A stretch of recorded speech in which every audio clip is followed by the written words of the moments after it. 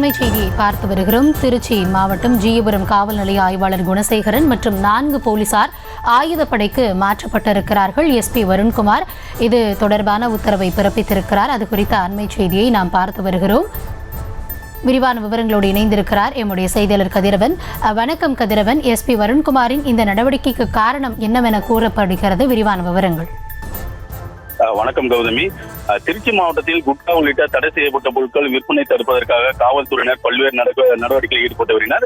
இந்த நிலையில் திருச்சி மாவட்டம் முக்கொம்பு பகுதியில் குட்கா கடத்தி வரப்படுவதாக போலீசாருக்கு ரகசிய தகவல் கிடைத்ததன் அடிப்படையில் திருச்சி மாவட்ட காவல் கண்காணிப்பாளர் வருண்குமார் தனிப்படை போலீசார் அப்பகுதியில் தீவிர வாகன சோதனையில் ஈடுபட்டிருந்தனர். அப்பொழுது அவ்வழியாக வந்த ஒரு காரை சோதனை செய்ததில் அதில் 20 மூட்டைகளில் தடை செய்யப்பட்ட ஹான்ஸ், புள்ளி உள்ளிட்ட பொருட்கள் இருந்துள்ளது.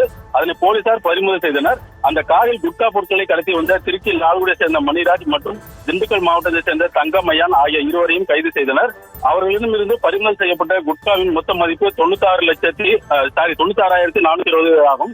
மேலும் இந்த நிலையில் பறிமுதல் செய்யப்பட்ட குட்கா மற்றும் ரொக்க பணம் குறித்து சரிவர கணக்கு காட்டவில்லை என்றும், அதாவது குட்கா மட்டுமே கணக்கு காட்டப்பட்டுள்ள, அதாவது பறிமுதல் செய்யப்பட்ட பணம் முழுமையாக மாவட்ட காவல்துறை கண்காணிப்பிடம் கணக்கு காட்டவில்லை என குற்றம் தெரிய வந்துள்ளது.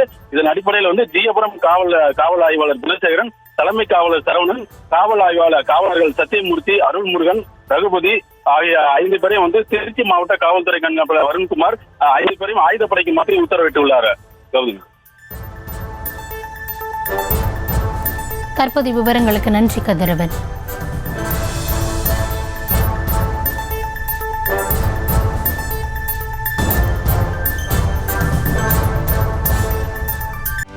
செய்திகளை உடனுக்குடனும் துல்லியமாகவும் தெரிந்து கொள்ள சப்ஸ்கிரைப் பண்ணுங்க.